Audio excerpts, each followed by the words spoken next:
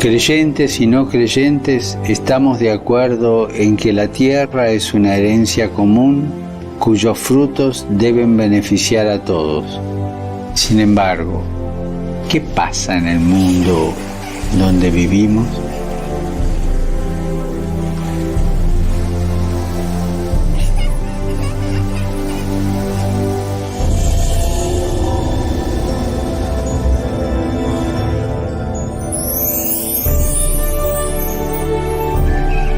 La relación entre la pobreza y la fragilidad del planeta requiere otro modo de ejercer la economía y el progreso, concibiendo un nuevo estilo de vida.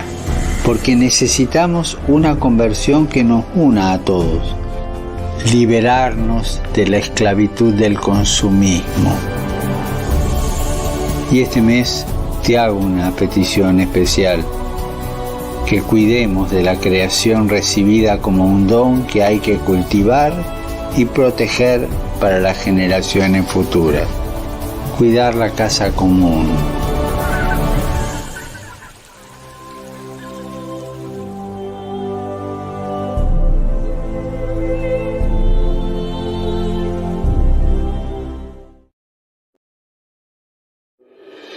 This is Global TV Network.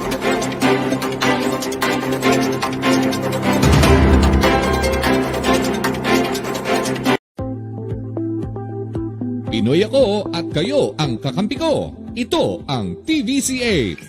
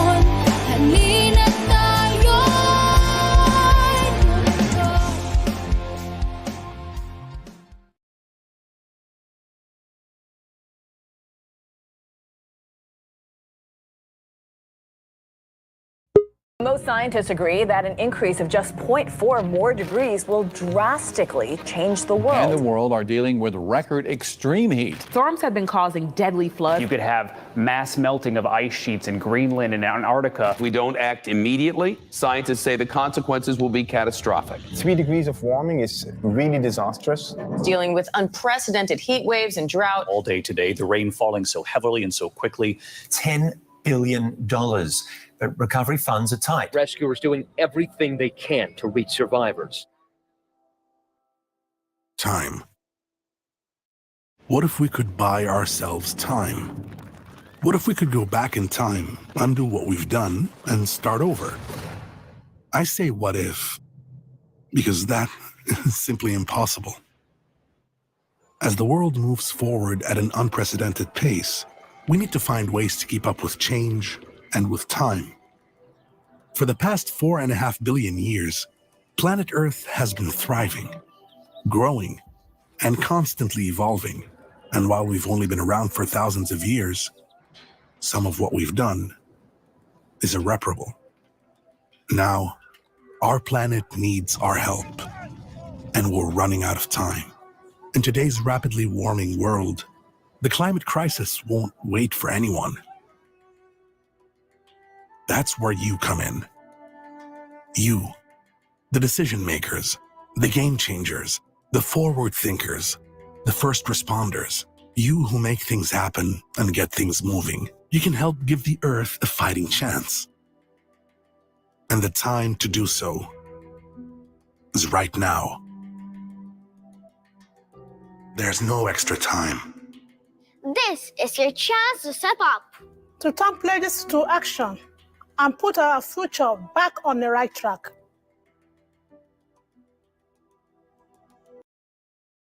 Magandang hapon mga kaibigan and welcome sa pilot. Ito po ay pilot episode ng ating Ako at ang Kalikasan TV or AKTV presents. Nagbabalik tayo, no? After a hiatus since July 2022, now we are back. At ang pag-uusapan natin ngayon mga kaibigan ay napakahalaga.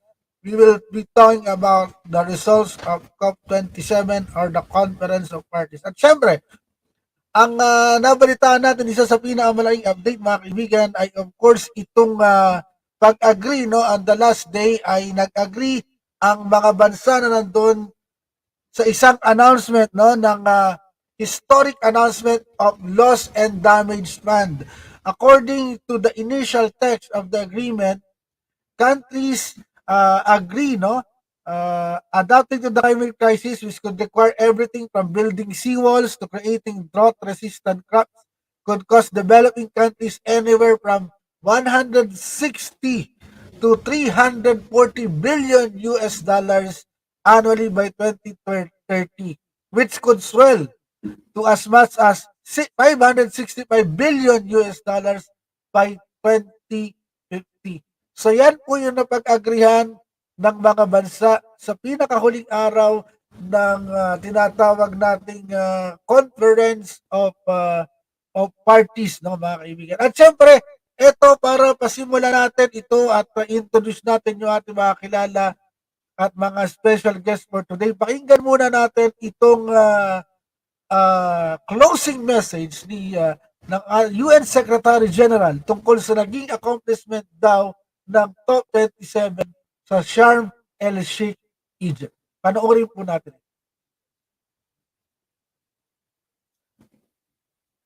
I thank our hosts, the Egyptian government and COP27 President Sameh Shoukry, for their hospitality. I also want to recognize Simon Steele and the United Nations climate change team for all their efforts. And I pay tribute to the delegates and members of civil society who came to Sharm el-Sheikh to push leaders for real climate action. That is what we need. COP27 took place not far from Mount Sinai, a site that is central to many faiths and to the story of Moses or Musa. It's fitting. Climate chaos is a crisis of biblical proportions. The signs are everywhere. Instead of a burning bush, we have a burning planet.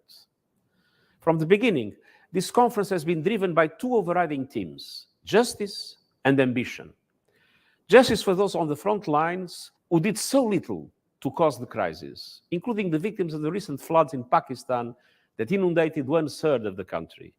Ambition to keep the 1.5-degree goal alive and pull humanity back from the climate cliff. This COP has taken an important step towards justice. I welcome the decision to establish a loss and damage fund and to operationalize it in the coming period.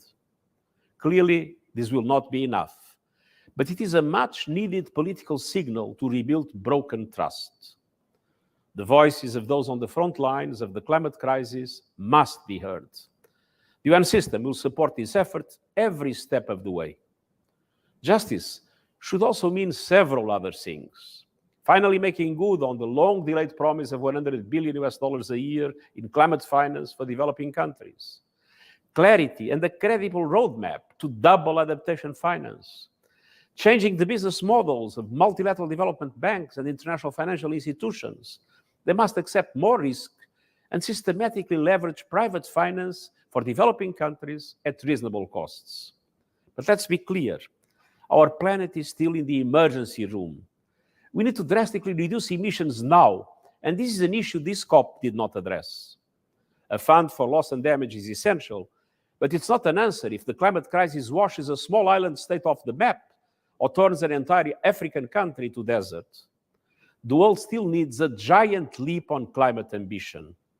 The red line we must not cross is the line that takes our planet over the 1.5 degree temperature limit. To have any hope of keeping to 1.5, we need to massively invest in renewables and end our addiction to fossil fuels. We must avoid an energy scramble in which developing countries finish last, as they did in the race for COVID-19 vaccines. Doubling down on fossil fuels is double trouble. The just energy transition partnerships are important pathways to accelerate the phasing out of coal and scaling up renewables. But we need much more. That is why I am pushing so hard for a climate solidarity pact. A pact in which all countries make an extra effort to reduce emissions this decade in line with 1.5 degree goal. A pact to mobilize, together with international financial institutions and the private sector, financial and technical support for large emerging economies to accelerate their renewable energy transition. This is essential to keep the 1.5 degree limit within reach and for everyone to play their part. COP27 concludes with much homework and little time. We are already halfway between the Paris Climate Agreement and the 2030 deadline.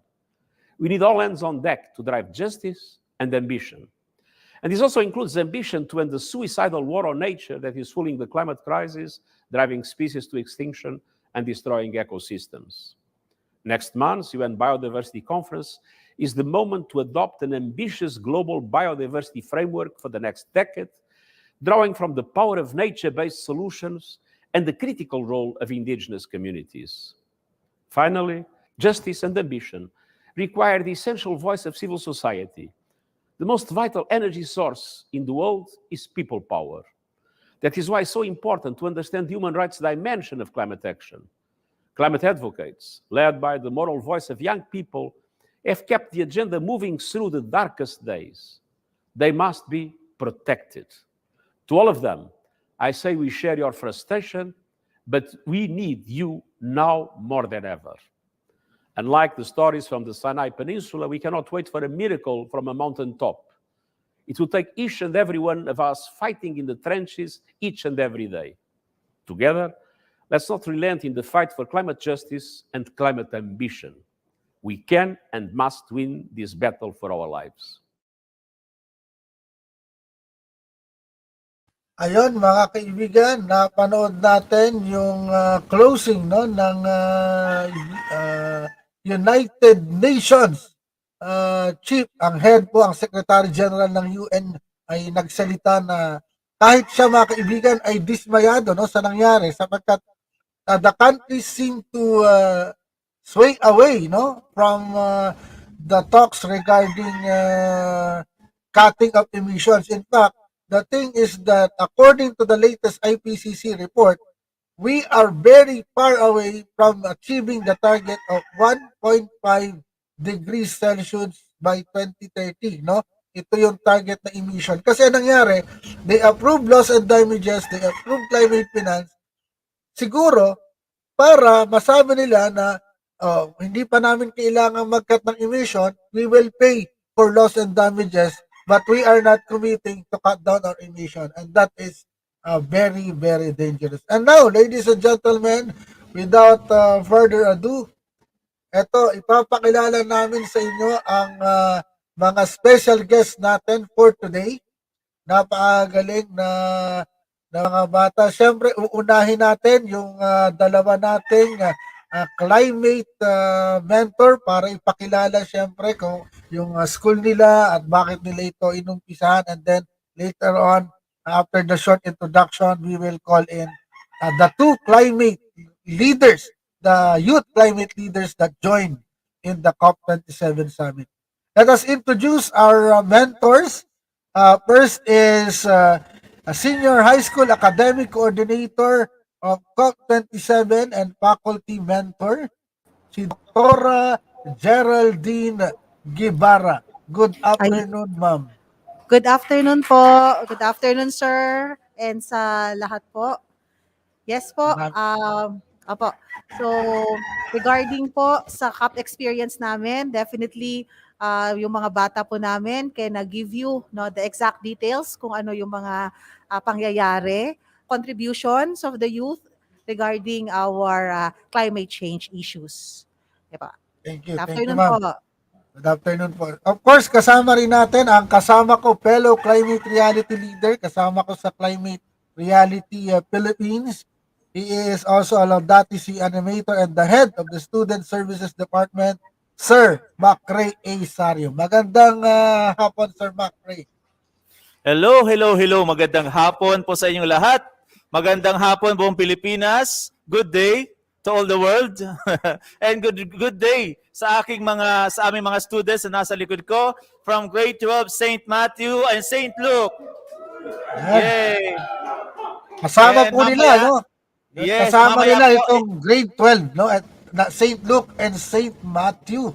Yan. Anong Yes. school kayo, sir? Nasang school ba kayo? Kunwari hindi ko alam. So we are from St. Joseph's Academy po dito sa Las Piñas. If you know Bamboo Organ Church, katabi lang po ng Bamboo Organ, sa St. Joseph Bamboo Organ Church, ang St. Joseph's Academy. So we are already in our 107 years as an educational institution. So I would like also to acknowledge the presence of our one of our teachers, Miss June Maog, hello, and to the COP27 working team and the Global Warming and Climate Change Awareness Week Committee or the core group na kasalukuyan po pinagdidiriwang namin ngayong linggong ito at yung exhibit namin po ay next week naman. So thank you, Sir Angelo, Sir David, for inviting us again dito sa show mo. Palakpakan natin mga kaibigan, napakagaling nitong mga teacher, mga mentor, lahat lang nandyan. Mayroon pa silang committee, no? Senior high school, they are, focusing on the environment.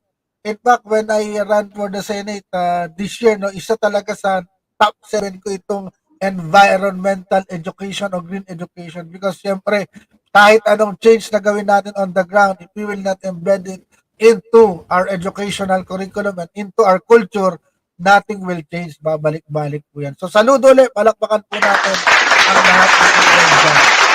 And now, let's introduce our two climate activists. Tawagin na natin climate activists kasi gano'n naman talaga ang tawag. They are one of the Philippine youth delegates to the COP27 summit in Egypt. Please welcome Vince Alpart Palera and Irene Desiree Reyes. Ayan. Kamusta kayo? Hello po. Good afternoon po, everyone.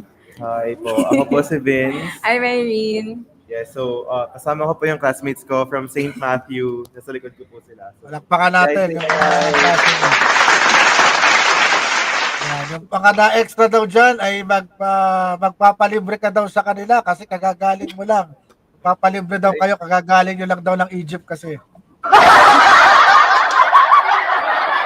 So, magandang hapon. So, syempre, casual discussion lang naman tayo, no? Vince and Irene, no?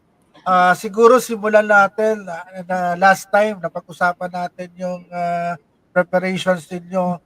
Siguro balikan natin ng konti. Paano ba kayo napili sa dami-dami ng estudyante dyan? Paano napili si Vince at si Irene, no? Ano yung proseso pinagdaanan ninyo para makasama dyan sa COP27 Summit? Ayan po. So, for me naman po, I think primarily yung reason kung bakit ako napili to be sent over to Egypt is because third year ko na po ngayon with Decarbonize, which is yung delegation po. So, since grade 10 po ako, I've been working with them to create the Global Youth or Global Child Manifesto. And then, ayun po. So, overall, yung working ko po with them, I also try my best to put the learnings that I have from my meetings with them into what I do here in school, which is usually po some programs, some events, and of course yung the activities that are actually part of our curriculum. So sa akin naman po, it's my second year with Decarbonize.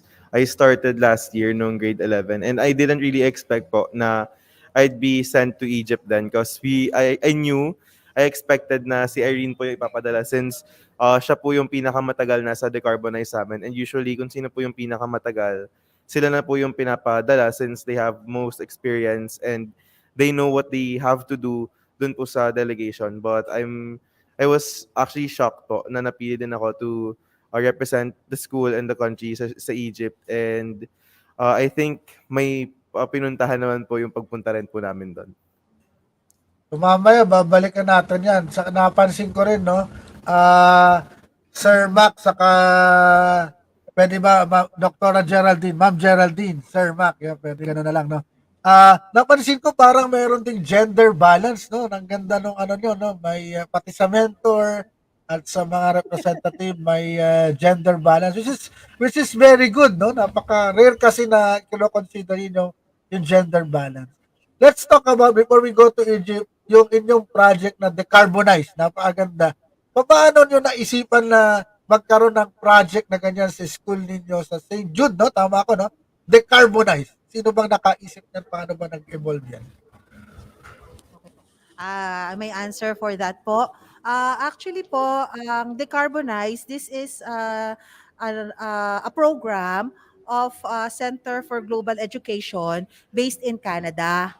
So, isa po ito sa mga program po nila na was cascaded dito po sa school namin through the effort po of our institutional head, Miss Melissa Espiritu.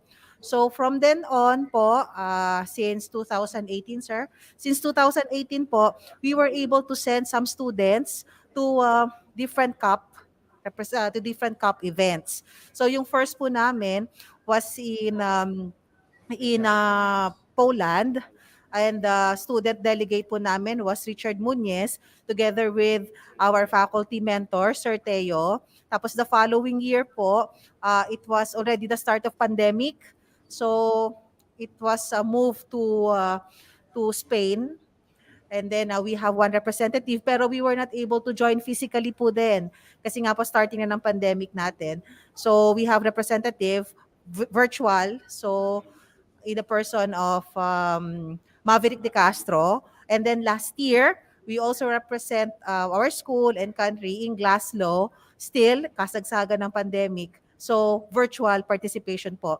So it is only until this year that 2 years na nag-virtual po kami. So this year, we were able to send 2 students po to represent the school and country. So again, this is under TIC-Ed, na po, TIC-Ed, and then Central for Global Education. Yan po, sir. Wow. Ang ano dito na na-realize ko na yung Conference of Parties is not only limited climate change. Kasi di ba may climate change, may biodiversity. So do you mean you're also sending students to the other COP events besides the climate change? Yes, sir. Yes, we do, sir. Actually, with Vince part, no, Vince was able to present po, no, with other group of people. Si Irene po is more on the blue zone. So blue zone po, ito po yung mga head of states, no? Mga head of states. Si Vince po is more on the tawag ito, on the business side. Tapos this business person po, or these companies naman is inclined into ito sa ating climate change. So totoo po 'yan. Magkaiba pong venue, no? Yes, sir. Akala ko kasi dati sila tinitingnan ko nung una-una ko na nag-introduce sa COP. Akala ko climate change lang. Pero siyempre there are 3, no? There are actually 3 conference of parties. Meron pa nga na biodiversity, which is also very, very important. Yes, sir. Yes, sir. Apo. Sir Mac, ikaw naman tanongin ko, kailan ba nagsimula itong process for selecting representatives to COP27 and who decided on who to send? Yeah.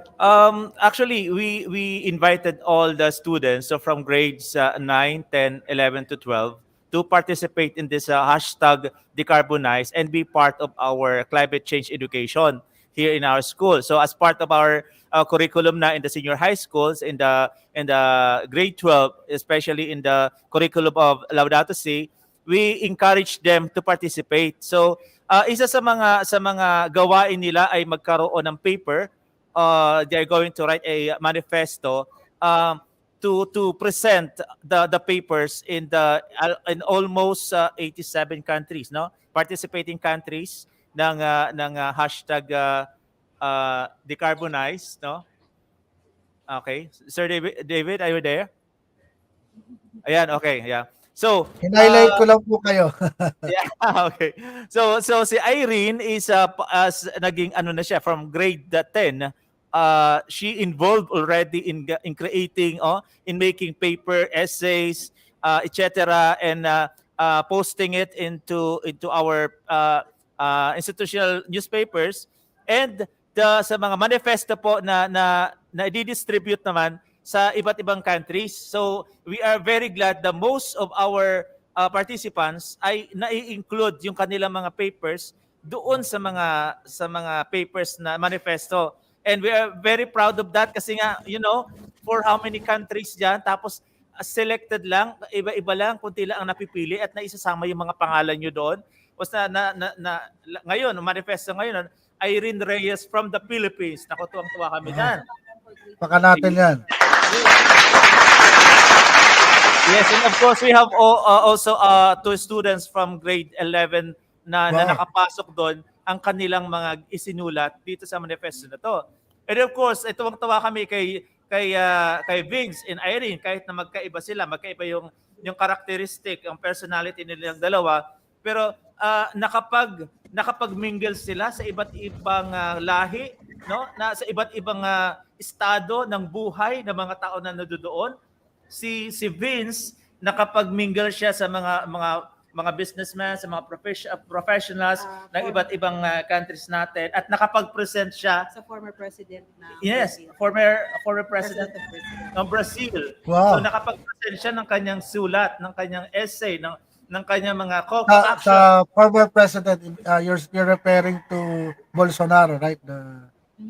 Yes. And of course, previous. Irene, and Irene also in the blue zone, nakapag-present siya into different mga leaders na doon. Kaya very diverse yung experience ng dalawang ito, at saka very inclusive, no? At talaga natutuwa kami, itong experience na to ay hindi nila mapapalitan, hindi maipagpapalit, no? Ano pa man itong experience nila, kasi nga ako nga nangangarap din makarating doon, and mapalad sila, meron silang pera, meron silang visa and everything. Kaya nakakarating sila sa mga ganyan. So, hoping na next year, ang COP28 ay sa Dubai. I hope na makasama naman ako doon. And I hope, Dubai, Angelo, David, makasama tayo. And actually, that's one of our my plan also to attend. Yeah, so see you there. So, and of course, siyempre, bukod doon, yung kayo dyan sa St. Jude, i-invite ko rin kayo. This June, magkakaroon ng Global Green Summit sa South Korea. And ngayon, sinasabi ko na kagad sa inyo na as soon as the invitation becomes available, I'll surely invite your participation kasi you're very active. To add on, sir, it is not only COP conference po, no, that our students participated. They also join yung first conference po, the Conference of the Youth 17. Wow. Again, this is an international conference of the youth in preparation for the COP, no? And we are very proud also, no, to say na ito po yung group po namin, yung Decarbonize, no, is the only youth sector that was given a permit to join the COP.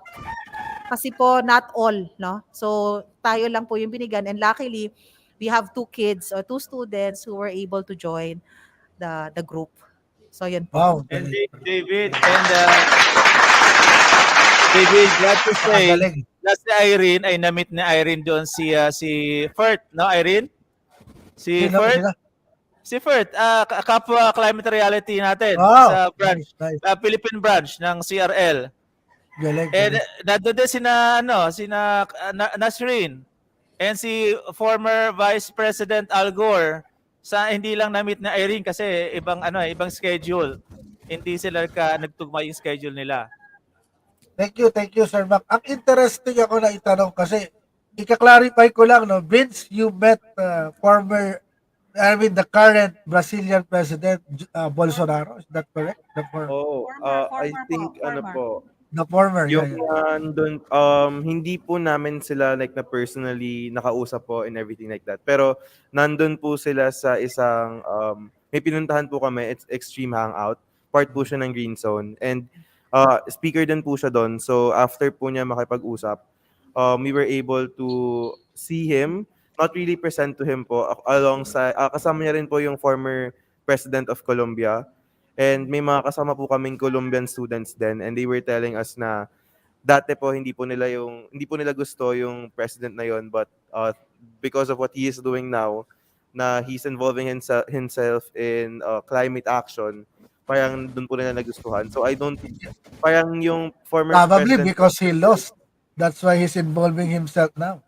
Because Bolsonaro is a climate change denier. He is instrumental to the deforestation of the Amazon. Kaya naging opo. curious ako kung ano yung nalandun siya. It's very surprising that he was even there. Yes po. So hindi naman po talaga namin siya nakausap ng masinsinan. Paandun lang din po siya, nagkita lang. Parang salubong lang po, parang gano'n lang po talaga. Yung, I mean, Vince and Irene, no? How was, describe mo nyo sa mga nakakapanood sa atin, how is it like, in reality, the COP27 for the youth? Kasi siyempre, yung makikita na sa TV, yung mga leaders, nagsasalita, yan yung actual discussion, minsan naka-live. How was it? Ano nararamdaman nyo? Anong atmosphere dun sa COP27? So for my experience po, since I was in the blue zone nga, so explain ko lang po a little bit. The blue zone po kasi, it's more of a limited access zone because around those areas, dun po nangyayari yung mga summits with the world leaders and the UN constituencies. So dun po sa blue zone, parang yung appearance niya po is like madaming buildings, of course, and then in the buildings, there are many other pavilions. So the pavilions, usually they're organizations or countries. So examples po, merong pavilion for Canada, for India, for Saudi Arabia, and of course for Egypt. I think generally naman yung atmosphere in the blue zone, it's very, everyone is there for business. Yun po yung, I would say, isa pong naging observation ng group ko na nakasama ko with the blue zone is that everyone is walking so fast na super serious po ng mukha. And it looks like everyone has an agenda po, which is, I would say, fair naman, given that everyone's representing their country, their demographic.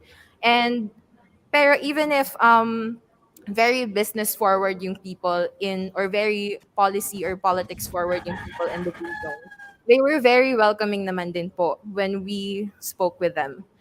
So in that time po, we were there for the first week of COP. Most of the time, kami lang po yung children's group doon. And when I say children, I mean po people that is under the ages of 18, so 17 and under. And we have, in our group, I think I'm one of the oldest, I'm 17, and then yung youngest po namin is 13. So, when you're in the blue zone, tas ganun po yung mga, medyo halata naman po talaga na we're quite young. And when you're in the blue zone, you're walking with people who are dressed in suits and traditional formal attire. That can be a little intimidating. But very luckily naman po, the people who were there, heads of organizations or representatives from countries, they were very welcoming and they were very inviting. And we did have a lot of instances wherein after we talked to them or after we presented in a pavilion, they would say na, okay, now we're going to consider the voices of the children even more, which was definitely the most rewarding thing that came out of the blue zone po for us. So yes, contrary po kay Irene, yung green zone naman po, it's very it's business as usual, but it's very casual. Doon po parang mga ordinaryong tao lang din po yung mga kasama mo doon. And yung sa blue zone po, since they're like very strict, sa green zone naman po, everyone's there to really learn and to gain experience about COP. And like what they have said din po earlier, na sa green zone I was able to meet businessmen who are all over from all over the world, and they've been advocating and advertising their businesses that are for the environment. And doon din po ako nakakilala ng mga fresh graduates din po na actually hindi lang po fresh graduates, yung mga college students from other countries din po na they're taking a subject with about the environment na sa Pilipinas po hindi po siya ganun kadalasang kinukuha. And being in the green zone, it's more of kung sa kanila po medyo negotiation po yung ginagawa nila eh. Yung sa amin po, it's really more of learning about other people and introducing to them yung ginagawa po namin sa Decarbonize. So yung manifesto po talaga yung dala-dala namin lagi sa green zone, yung QR code po nun lagi po talagang please scan this. I-introduce po talaga namin kung ano yung ginagawa naming Decarbonize so that mapapakita po namin sa kanila and eventually if we start small, it can go big naman din. So, from there, hinope po namin na sa maliliit na taong yon na lalaki po yung boses po namin starting from them. Kasi sa green zone din po, same with the blue zone, kami lang din po talaga yung mga bata doon. Actually, I'm 18 already, so I'm considered youth. Pero 18 is young there. Kasi usually yung mga tao po doon, late 20s, may career na po. Kami lang po talaga yung mga estudyante to the point na pag tinatanong kami, where are you from? What age are you? How old are you? Or what grade are you in? Pag sinasabi po namin grade 12 from the Philippines, 18, something like that, they would be very shocked. Kasi hindi po talaga, hindi naman sa hindi welcome, hindi po open yung mga, yung place na yon for our age, our demographic. And kagaya nga po sinabi ni Irene, actually yung youngest po na 13 was part of the green zone, right?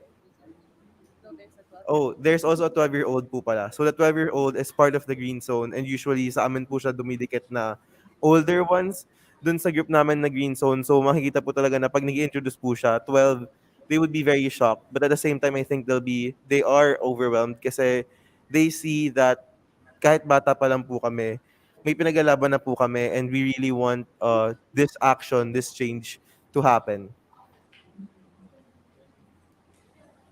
Siguro medyo hard-hitting question for you and Vince. Then later on, I would ask your mentors. No? Greta Thunberg did not attend the COP27. She said that it was a greenwashing climate summit. As you know, Coca-Cola is one of the sponsors of the summit, and Coca-Cola is the top world polluter of plastics. Then there are an abundance of gas and fossil fuel lobbyists in the summit. Sabi nga niya, di ba, sabi ni Greta, sa tweet niya na to, without any binding commitments to rapidly and immediately reduce greenhouse gases, the world stands no chance to deliver on the 1.5 degrees limit. And by doing so, minimizing risk of uprooting the life-supporting system we all depend on. So, considering the results of the COP, parang totoo yung sinabi ni Greta, di ba? Kasi there's climate finance, there's loss and damages, but there's no commitment to emission. Parang sinabi mo, sige babayad kami sa ginawa namin, pero hindi kami magko-commit to reduce our emission. What do you think about Greta having the summit and about this perspective on COP27? So I think to an extent, we both agree with what Greta said. Actually, we were having a conversation about this just recently na nabasa nga po namin yung results of COP27 as a whole and we were, safe to say, disappointed.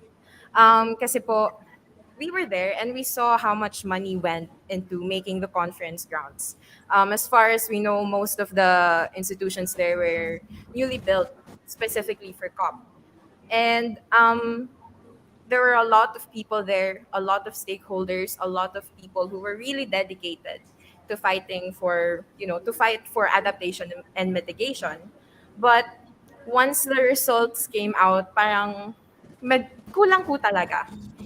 And although it's groundbreaking, the loss and damage fund, we think that it's more or less the bare minimum of what is needed, especially since they're only starting on it now when so many communities have already been subject to immense loss and damage. And then more also po, it's also in the report, or some activists are saying that the language for the fossil fuel phase out was weakened in this new COP report.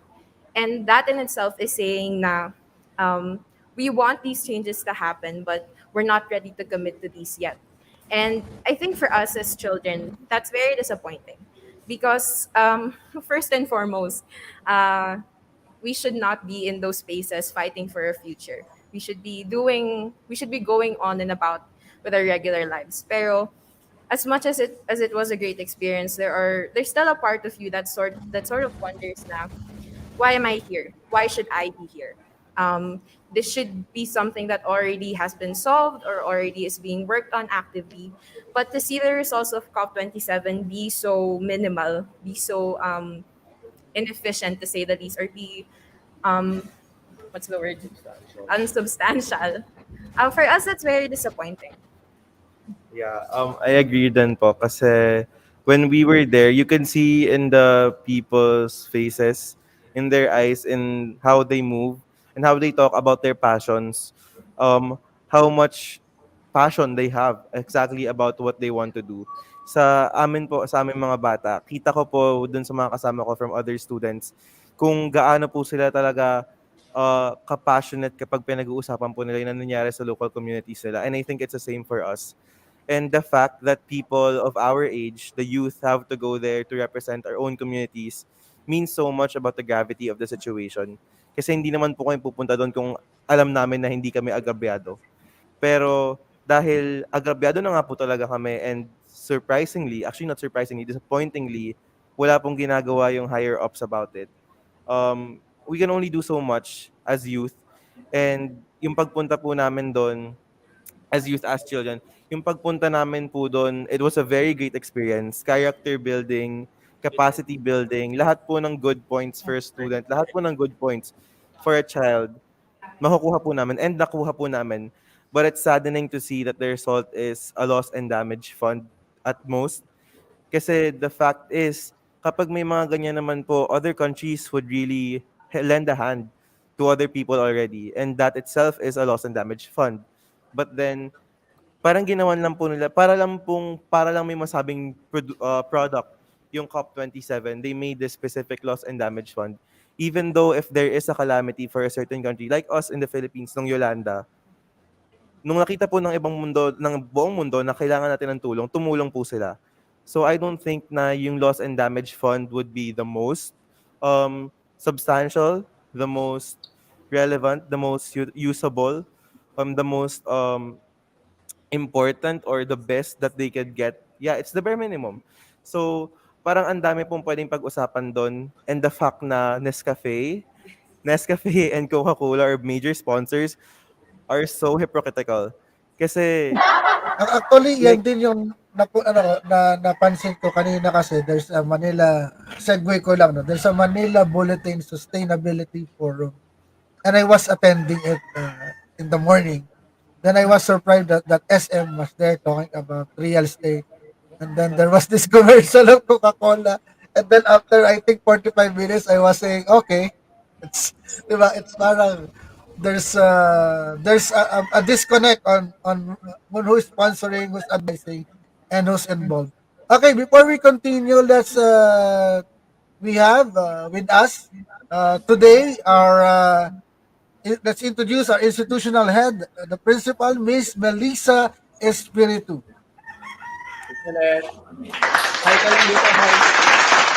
Let's congratulate, napakagaling mga kaibigan ng school na to sa Las Piñas kasi they integrated this, let's say, green education into the curriculum.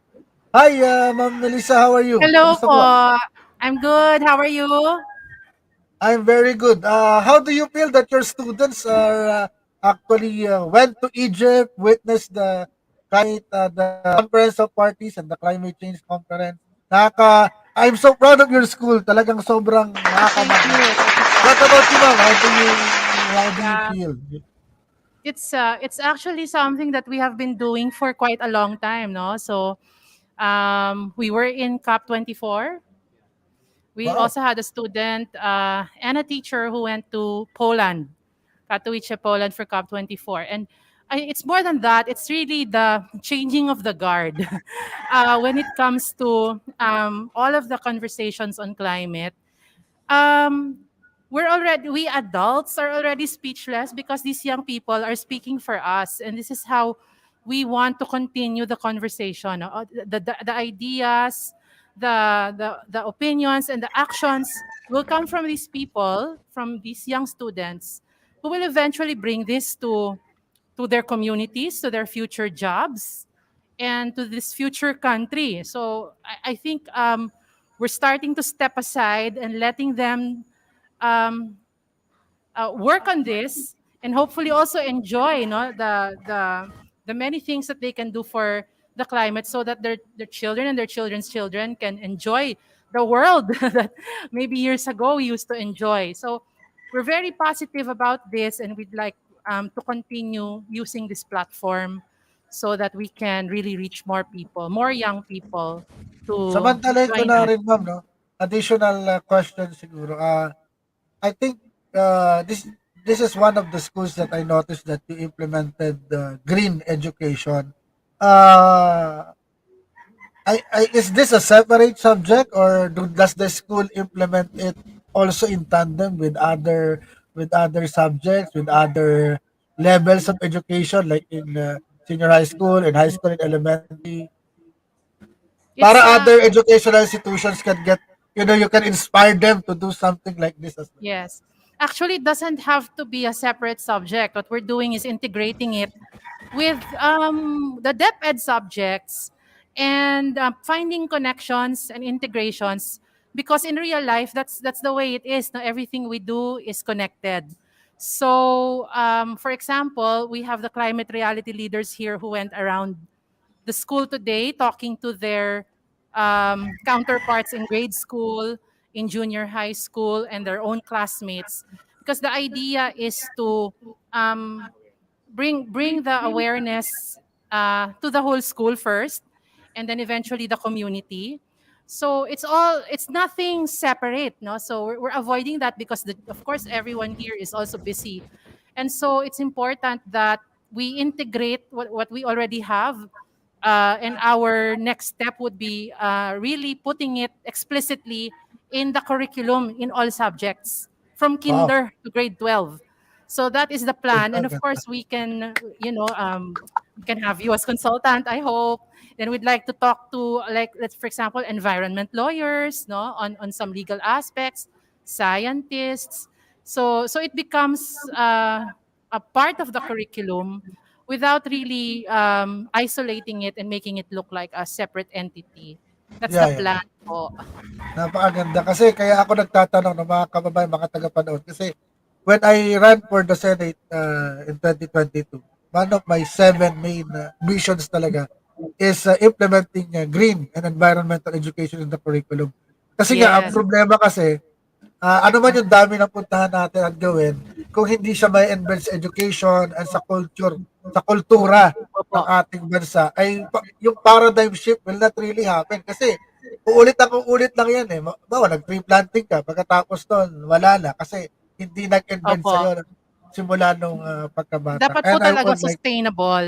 Yes. Whatever efforts we're doing, dapat sustainable. And next generation, kahit sinong umupo, Tama, kahit sinong mag-implement, if the blueprint is there, tuloy-tuloy na po ito eh. Kasi talagang ang mga estudyante, they're passionate about so many things, but for the environment, kakaiba yung passion nila.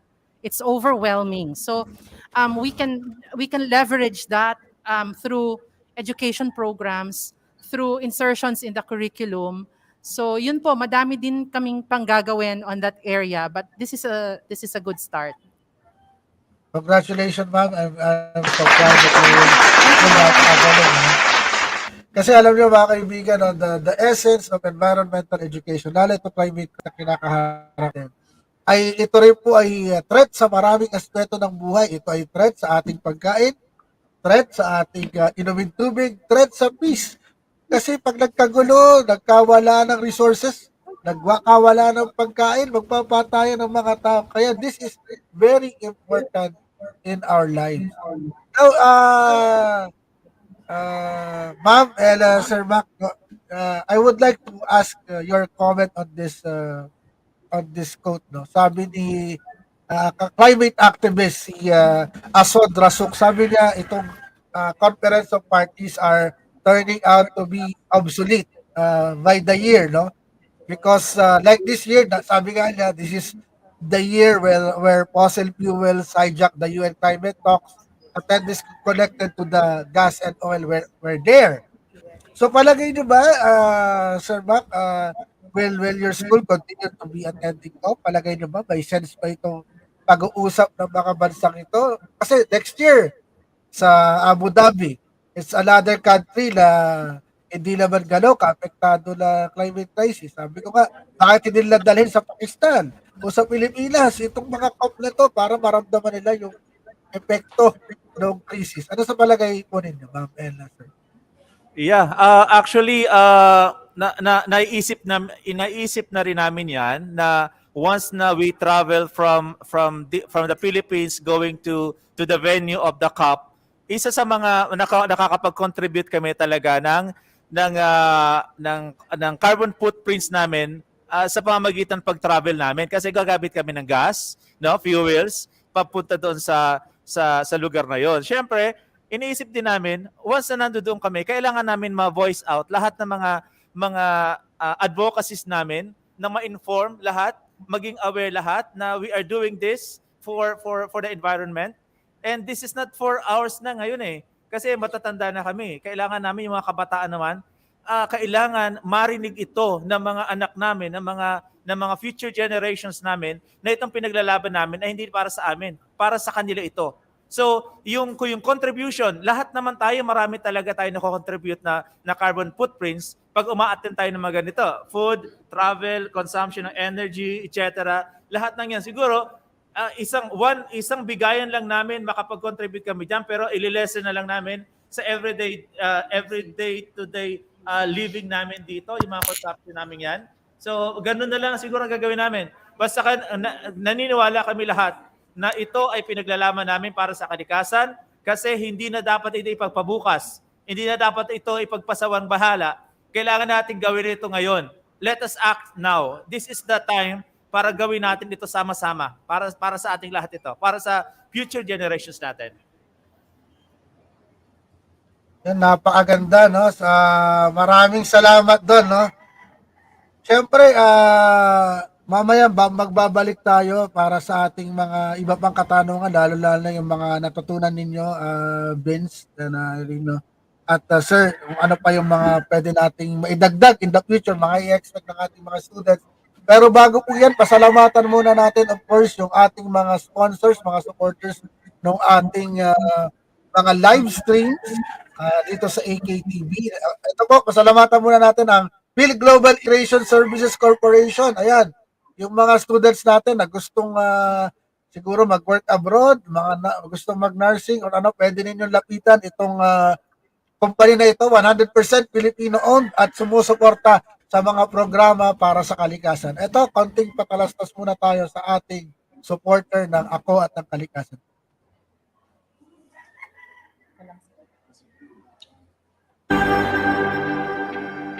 The Managing Director of Phil Global Immigration Services Corporation, Mr. Bert Ian Granis.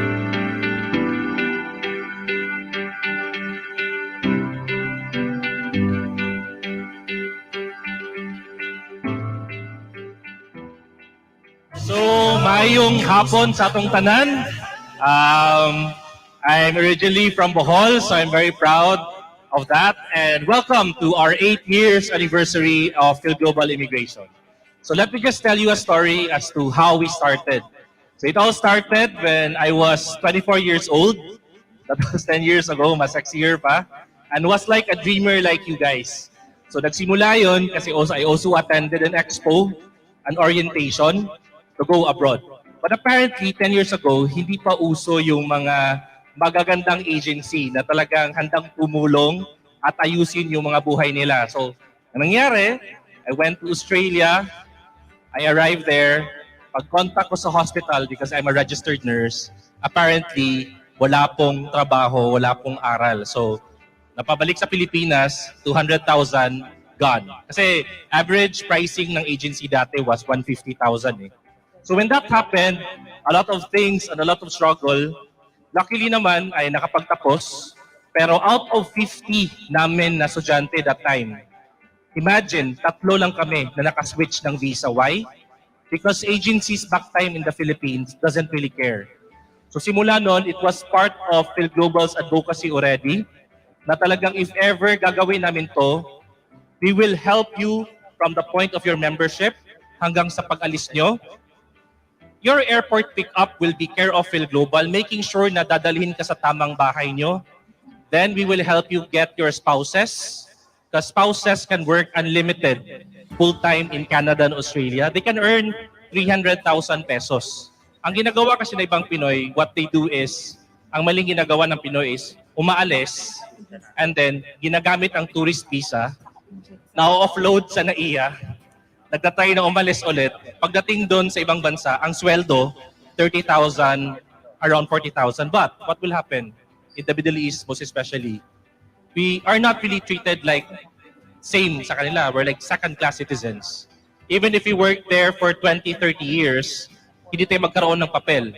So, ang goal namin sa PhilGlobal is to give you the advocacy of study, to work, and to live abroad. And lahat naman tayo dito ay gustong bumalik sa Pilipinas kasi masaya naman dito eh. We have the comfort of our family.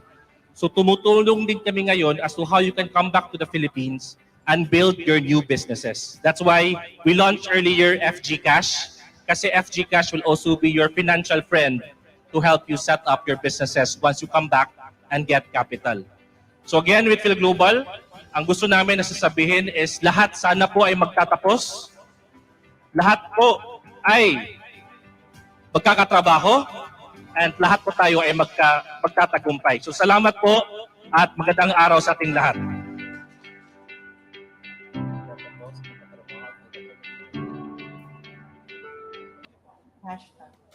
Yan, maraming salamat of course sa ating live stream partner ang PhilGlobal Immigration Services.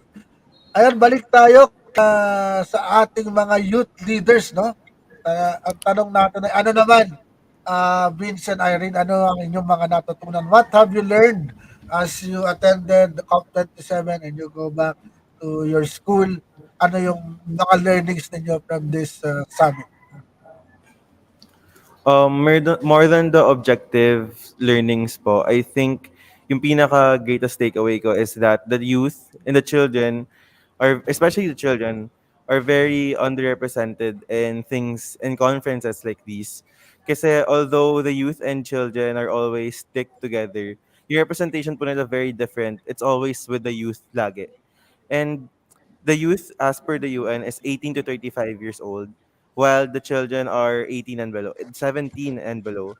So, yung disparity po nun sobrang lawak kasi 18 to 35 compared to children, sobrang layo po talaga nun. And for me, I only turned 18 this year. So, not long ago, I was also considered a child.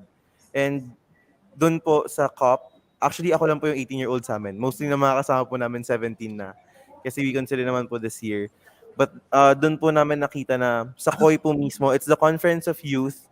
And the first day we got there, asan po yung youth na sinasabi ng youth na yon. And kasi nung nasa COI po kami, hindi po namin kasama yung decarbonized team. Kami pa lang po ni Irene and Miss Boji. And good po talaga kami kasi wala po talagang bata. Ang nakita lang po talaga namin doon is people who already have careers or starting their careers, lawyers, may mga talagang may posisyon na po sila sa society. Samantalang kami po talaga like nag-iikot lang po kami doon, going for the experience, going for the learnings na pwede po namin mauwi dito sa Pilipinas. And doon po talaga namin na-realize and nakita na wow, wala po talagang bata. So, it goes to show na hindi hindi pinapakinggan yung boses namin. It's more of ayaw nila sa boses namin kasi if they really want it to be a conference of the youth, I think they should invite more youth, more children. Kasi there's this guy, actually I don't wanna be name dropping because I don't know his name din naman. Pero we had this what do you call this? Interactive session in COI and he was telling us that I think we should not include the the products, not really the products, the projects of the children because it would be messy. Yung learning po nila compared to learning ng mga may alam na is very different. And nagulat po ako no'n kasi I think hindi po nila alam yung edad naming dalawa ni Irene. So nung sinabi po ni Irene na, "I'm a children, I'm 17," something like that, and then I was like, "I'm 18, I'm a youth, I just turned youth." And nagulat po sila kasi hindi po nila ine-expect na may gano'n po talagang kabata sa KOI, and that goes to show how underrepresented our sector really is. Saka besides Vince, I think that view is very problematic because if you want to see how the children of today view the next generation or what's happening is seeing it through the eyes of these people, of the children of the next generation. Parang I'm surprised by Yeah, that no by that statement kasi kahit sa akin mahalaga ang input ng children no kasi Opo. it's how they perceive it. This is very important if you want to to create a better future. It's not about being messy because I think that's how things are. Being messy does not mean it's not important, di ba? Yes. Super I really, nagulat I po really talaga kami nun actually sa table po namin. surprising. Parang lahat po kami tumingin sa kanya sa sinabi niyang yon kasi even if hindi po nila alam yung edad namin, the fact that he is saying things like that means na wala po siyang pake sa sinasabi ng kabataan. Kasi ang inisip niya, makalat yung kabataan, na walang kwenta yung ginagawa ng kabataan. And super sad dining po nun kasi yung sinabi niya pong yun only means na ang paningin ng karamihan ng tao na kagaya niya, I don't want to generalize, but like it's very possible that the people like him thinks like him na they don't need the youth, they don't need the children kasi kaya naman po nila dahil may utak po sila. It's something like that po. How about you, Irene? Anong mga learnings mo? Ayun po. So, to add lang po to what Vince said, honestly po talaga, that moment was such a shocking moment for us. Like, tinitignan ko po si Vince noon while that guy was speaking, and I was like, papayag po ba kami na ganito lang? So, I would say na yung main takeaway ko po from the entirety of KOI as well as COP is how important intergenerational and intercultural discussions are. Kasi po, and we're pointing this out as well as part of what Vince said na there's a serious underrepresentation of children or people 17 and under in important discussions that determine their future. So, especially nga po since we are the generation who's going to inherit the earth, and if we don't do something about it, we're the ones going to deal with possibly the worst effects of climate change. And um, obviously naman po, it's true na children aren't exactly the best experts. We don't have all the technical knowledge we need to be in these negotiation spaces. And that's where intergenerational and intercultural discussions come in. So for us po, both in the green zone and the blue zone, we had a lot of opportunities to do that. Even sa COI po, or the Conference of Youth. Most of the people we talked to, everyone came from a different country. Everyone came from a different, sometimes an indigenous group, sometimes different demographics is the keyword.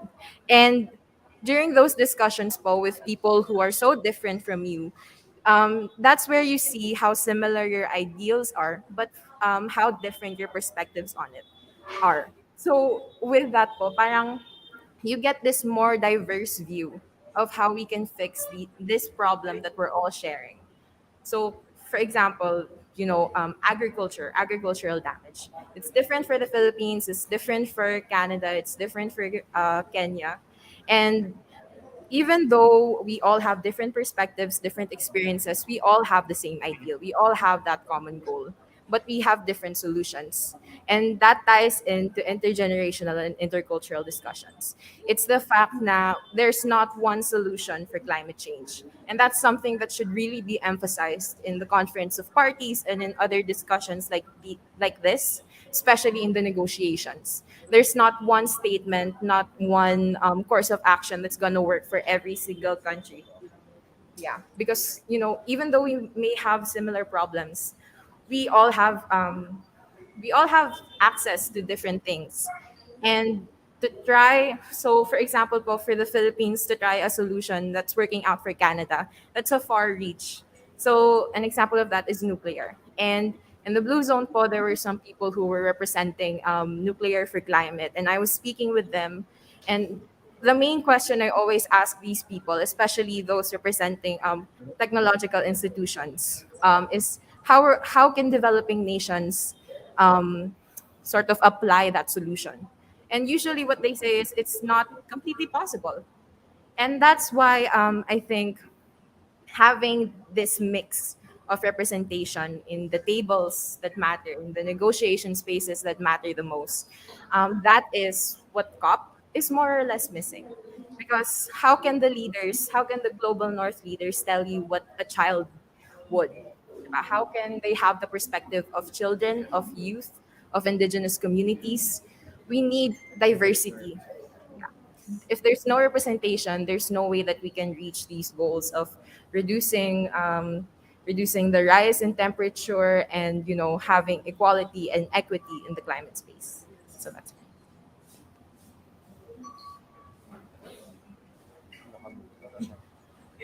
it. Sir, I think you're muted.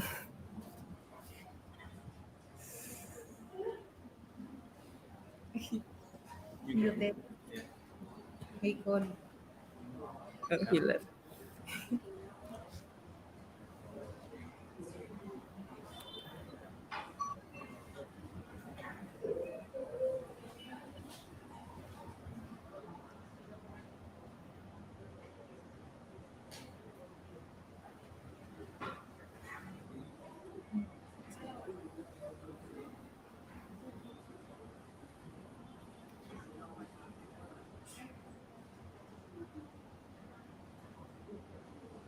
Nawala yan.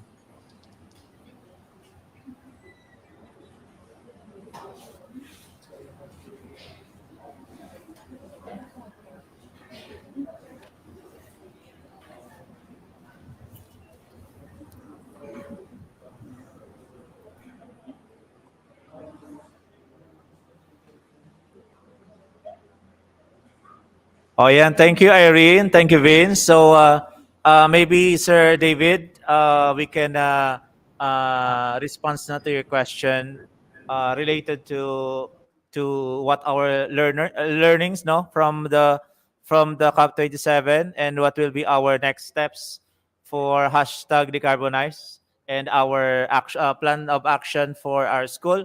So maybe Miss Geraldine will discuss what will be the plans and the future plans for these activities. Yes. So for the next plan or program for Decarbonize, so again, to give an eye view na po, so Decarbonize, this is a program of Center for Global Education. So with this, we are made up of we came from different countries. Okay? So with that, yung pinaka-mentor po namin, actually before and after the COP na po, meron po mga continuous trainings, programs that was given to the mentors bago talaga the actual day of the event. So now we are into the post-event na. So there are some articles, journals that is being sent to us. And Yeah, then from there you go. there, yes po. The worst And then time for the mouse to to have a dead battery is it's online. okay. It's okay. Apologies, Apo. everyone. Okay, So so yeah, going back. Okay, so going back po.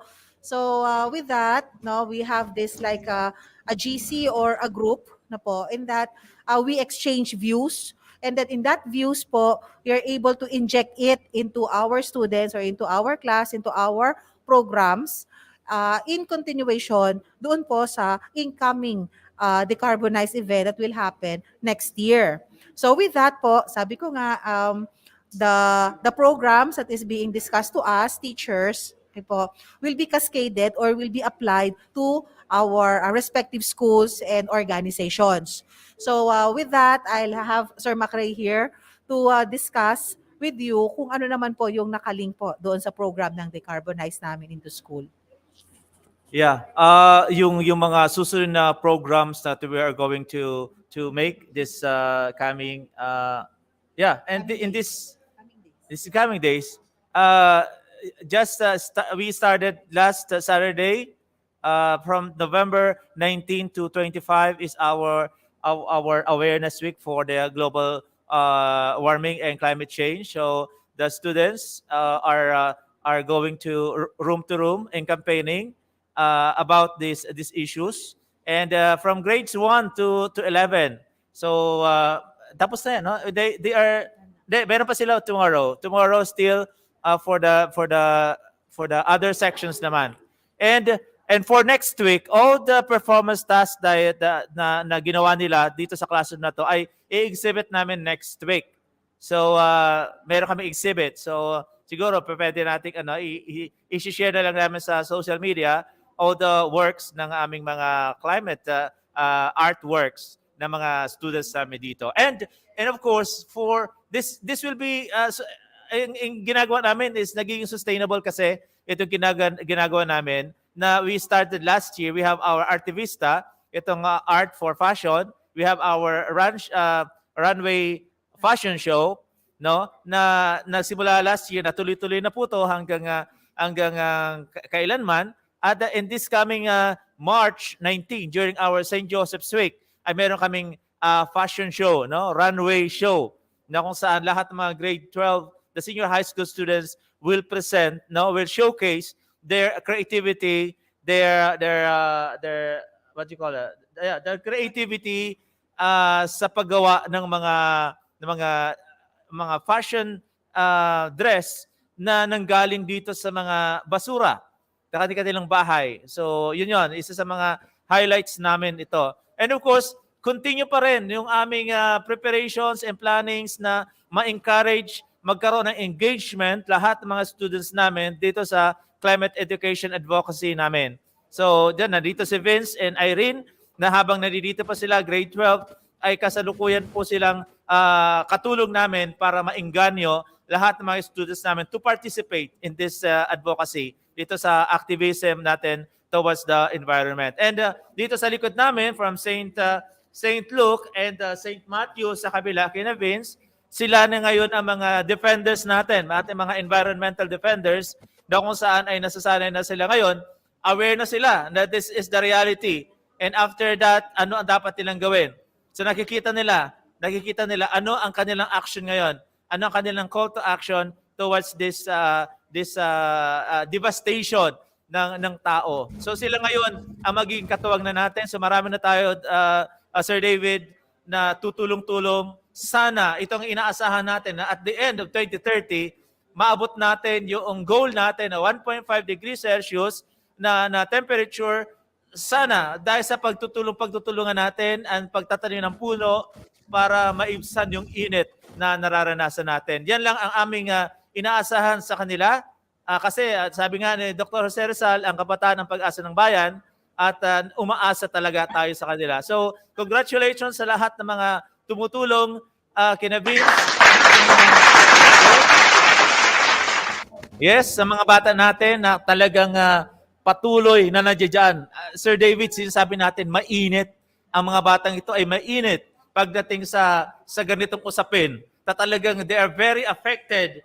Lalo na yung pinanood nating mga issues kapag nagdi-discuss ako sa kanila kung ano yung mga kasalukuyang nangyayari sa panahon natin, and they're very affected on that, and talagang nagbubugso. At saka lahat sila ay mayroon silang book creator na kung saan doon nila inilalagay lahat ng mga essays, lahat ng mga learnings, and lahat ng mga reflections na kung saan ay pagtandaan nila, dala-dala nila yon ang kanilang portfolio, doon nila na ilalagay lahat. So congratulations sa inyo lahat. Congratulations kanina. Natawa ko sa mga nanonood na nagtataka kayo kung ano pinaggagawa ko kanina. Kasi alam niyo naman, yung ating mouse ay naka-wireless mouse tayo. Ako rin kasi operator ng ating live stream. So suddenly, nawalan siya ng charge and battery. So I cannot switch over on the screen. And I cannot even turn on my microphone. So thank you, Sir Mac, no, for sa pagsalo sa akin, no. Pwede lang host, pwede ko lang co-host si Sir Mac dito. Sure. Always available.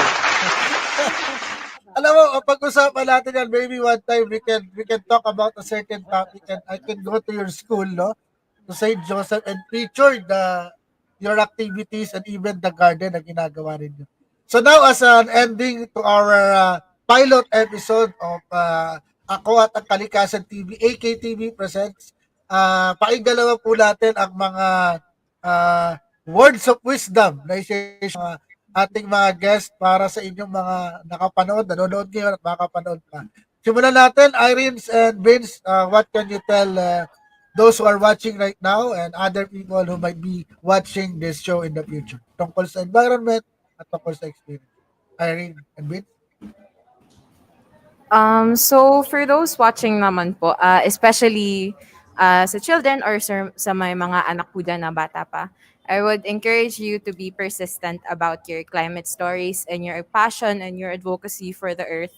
Alam naman po natin na it's really not easy to fight for our environmental rights in a political environment na sobrang gulo pa po and there's a lot at stake. But be persistent because our perseverance, it will reach somewhere someday and hopefully soon. Sa akin naman po, may kasabihan tayong mga Pilipino na kapag namulat ang isang tao, kasalanan na ang pumikit. And I think that all of us, even the children, even the young ones, should open their eyes to the problems that the Philippines is facing right now. Because that's the only way that we can all address these problems. And if we don't address them now, I don't know what will happen to the Philippines and eventually to the world. Yung issue po with the climate, I think sa atin sa bansa natin, it's overlooked. We know about it, but we don't do anything about it. And action and knowledge without action is dead. So I think that we need to really start acting on the words, on the rules, on the laws that we have. Kasi kumbaga life or death po itong sitwasyon natin. Kasi if we continuously do the damage that we are doing to our environment, literal po na matutunaw tayo. And yung mangyayari po sa Pilipinas, since we're a coastal country, baka hindi na po makita sa mapa ang bansa natin. So that's very scary, not only for us, but of course for the future generations. And we have to think that opening our eyes is not just for ourselves, but it's also for the future generations, because eventually they'll be the ones who will stay in our planet. And I'm sure that a lot of us don't want to give a planet that's already destructive and failing to people who don't really have anything to do with what we have done. Yun po. Napakaganda ng sinabi niya na Irene and Vince. Sabi niya, there's an evidence, there's a scientific evidence that the dinosaur, was wiped out because of a meteor. It was something that's beyond our control. And there's a large evidence right now na there's even parang a generation before the Ice Age. In fact, na parang sinasabi na yung existence ng human sa mundo ay nagpo-push back pa before the Ice Age. And that same generation was destroyed by an impact from outside of the earth. But right now, for the first time, this is the first time that we are actually causing something that is existential. We are creating our own existential crisis, and that's something to be worried about. Kasi nga, bukod sa external forces na hindi natin kaya pigilan, like nature and yung mga nasa outer space na pwedeng tumama sa atin, which is reality, tayo gusto rin natin, parang gusto natin mag-suicide sa ating sarili. So nakakatakot ito. So, Miss Bogie and Sir Mac, what's your parting message for our watchers and students and other educators out there? Yes po, siguro po as professor po of Earth Science and Biology po in our department. Ang one takeaway ko po dito is we only have one planet. Di ba po? We only have one planet and this is planet Earth. We should take our part. We should take our part, do our action. So on ourselves, tapos on our community participation and eventually into a global thing as what we are doing now. Kasi it will be our contribution, di ba po? Sabi nga ni Vince, we only have one planet, Pag ito nawala, pag ito ay atin napabayaan, so saan tayo? Okay po. So, yun po. So, we should do our part, no, on fight this climate change po natin. Maraming salamat po.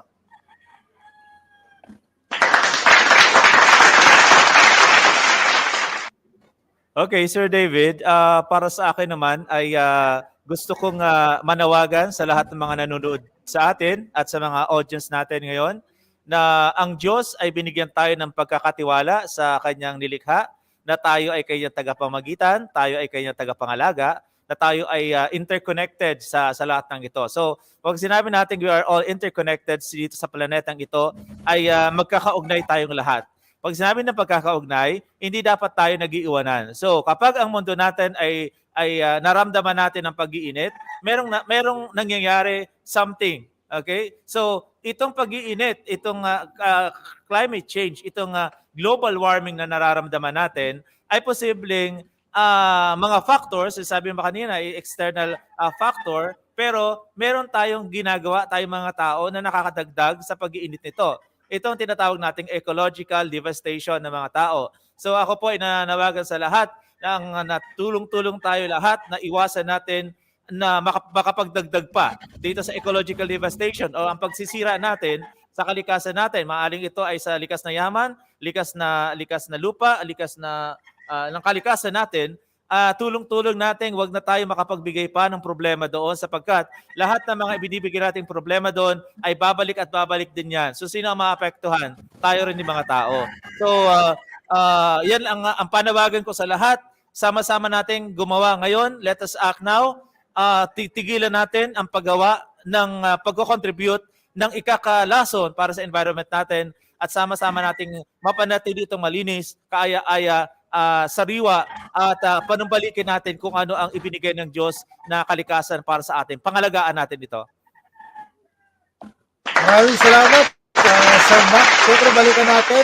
Vince and Irene, would you like to add something to what you have said earlier? Yes po. So I think this would be our final message na din for everyone watching and more or less our call to action. If you're watching, if you're a teacher, if you're a parent, or even if you're just a student, mayroon kang kapatid na bata, we encourage you not just to be involved as an individual, but to get your younger friends or your younger kids or any children that you know to be involved as well. And again, children isn't just yung mga batang 6 and below. These are people 17 and under, and they need to have a voice in these discussions, and you need to help them have a voice. So actually, one of our, or rather the executive director of Taking It Global would often say to us that you can't influence how it really grows once it's already grown. If you want to influence it, you need to start early, when it's a seedling, when it's a sprout. So that is our call to action. If you have anyone that you know who is younger, who is a child, please get them involved in these discussions, get them aware on these things, and it will also be of service to you because you'll be able to act more and you'll feel that you have a contribution to the climate space. And lastly, would like to thank lang din po all the people who supported us, our classmates from St. Luke and from St. Matthew, our teachers, and of course, Miss Millet, our principal. Thank you po for supporting us and actually believing in the youth's voice, in the children's voice, that we have a power that can change what we want to change in this world. Thank you po. Maraming salamat, Vince and Irene, no? Siguro ito rin dahilan, kaya nagtatanong yung iba na sabi, Sir Dave, bakit nasa politics ka and something? Because I think I told this to Sir Macrae when we are in Baguio, na there's one thing that needs to change, and I think this is the vision of every COP, is for leaders in government to understand environment and what's happening to the future. Kasi kung walang nasa gobyerno na makakaintindi, patuloy na masisira. Kasi yung disconnect People are already aware about it. The masses are already aware. The students, the youth, and the children already knows about it. Pero people in government, And those who are earning a lot, who have high income, are doing nothing about it because sila yung maapektuhan, sila yung mawawala ng kita, sila yung mawawala ng mga ganansya, ng kickbacks, and let's face the truth. We need to do something to have a paradigm shift and to sacrifice something for the next generation to live. Money will not feed us. Money will not give us an atmosphere, a clean atmosphere to breathe or a clean water to drink in the future. Only our collective action will do that. And it is through youth leaders like this and through mentors like this all over the world. Not only them, ang dami pong gumagawa nito. Kailangan natin magtulong-tulong, kailangan nating tindihan pa, at kailangan nating sabihin sa government, gaya na sinabi ni Greta, that you need to act now. No more talking, it's time to act, and it's time to put those policies into action. Kaya maraming salamat sa inyo, no? Sa St. Joseph Academy of Las Piñas for being our guest for the pilot episode of Season 10 of Ako at ang Kalikasan TV present. Maraming salamat po sa inyo. And more power to your effort, and may God bless you with all the success, and hopefully share this to other schools, to other communities, and inspire more students and more children and more teachers to be warriors of the environment, mga bagani ng kalikasan. Nag-iisa man sila, they will stand up for the environment. Salamat! Maraming salamat. Baka meron pa kayong gustong pahabol bago tayo mag-closing? Yeah, i-acknowledge lang namin at gusto lang namin pasalamatan yung mga donors namin sa pag-alis ni Vince, Irene, and Miss Boji. Maraming salamat sa mga Giuseppians, no, na tumulong para makaalis ito mga bata natin, Miss Boji. And of course, other ng Giuseppians, mga sponsors natin. Huwag po kayo magsasawa na tumulong sa St. Joseph's Academy. We know naman na you are always there to support us, pero in the future din, patuloy pa rin kayong tumulong, mag-sponsor sa amin. So maraming salamat po sa inyo lahat. Yan, salamat. Palakpakan natin. And hopefully I could visit your school in the near future and also inspire a student, and I hope I can be inspired. I'm really inspired by what you are already doing, and first meet not only Vince and Irene, but all of your great students who are napakaganda lang ginagawa ninyo sa green education in your curriculum. And to end our pilot episode for today, I think napakaganda itong share natin kanta. This is a timeless song. It's called Kapaligiran by Asin. Together with a very inspiring youth band from Visayas called Infinite Range.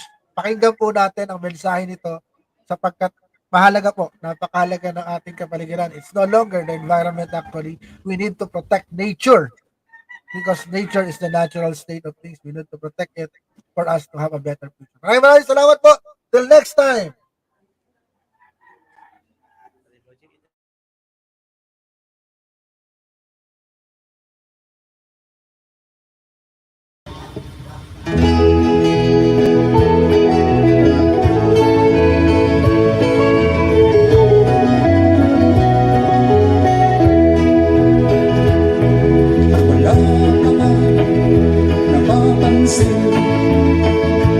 Sa iyong mga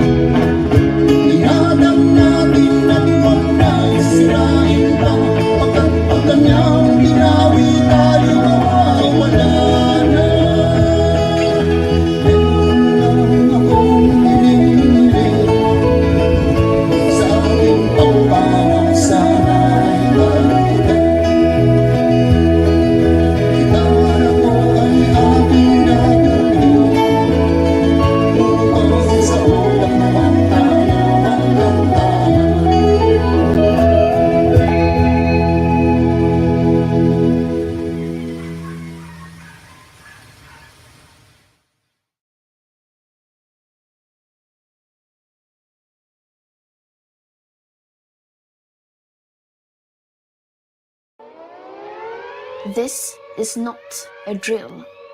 My name is Greta Thunberg. We are living in the beginning of a mass extinction. Our climate is breaking down. Children like me are giving up their education to protest. But we can still fix this. You can still fix this. To survive, we need to stop burning fossil fuels. But this alone will not be enough. Lots of solutions are talked about. But what about a solution that is right in front of us? I'll let my friend George explain. There is a magic machine that sucks carbon out of the air, costs very little, and builds itself. It's called a tree. A tree is an example of a natural climate solution. Mangroves, peat bogs, jungles, marshes, seabeds, kelp forests, swamps, coral reefs, they take carbon out of the air and lock it away. Nature is a tool we can use to repair our broken climate. These natural climate solutions could make a massive difference. Pretty cool, right? But only if we also leave fossil fuels in the ground. Here's the crazy part. Right now, we are ignoring them. We spend 1,000 times more on global fossil fuel subsidies than on natural-based solutions. Natural climate solutions get just 2% of all the money used on tackling climate breakdown. This is your money. It is your taxes and your savings. Even more crazy, right now when we need nature the most, we're destroying it faster than ever. Up to 200 species are going extinct every single day. Much of the Arctic ice is gone. Most of our wild animals have gone. Much of our soil has gone. So what should we do? What should you do? It's simple. We need to protect, restore, and fund. Protect. Tropical forests are being cut down at the rate of 30 football pitches a minute. Where nature is doing something vital, we must protect it. Restore. Much of our planet has been damaged. But nature can regenerate, and we can help ecosystems bounce back. Fund. We need to stop funding things that destroy nature and pay for things that help it. It is that simple. Protect, restore, fund. This can happen everywhere. Many people have already begun using natural climate solutions. We need to do it on a massive scale. You can be part of this. Vote for people who defend nature. Share this video. Talk about this. All around the world, there are amazing movements fighting for nature. Join them.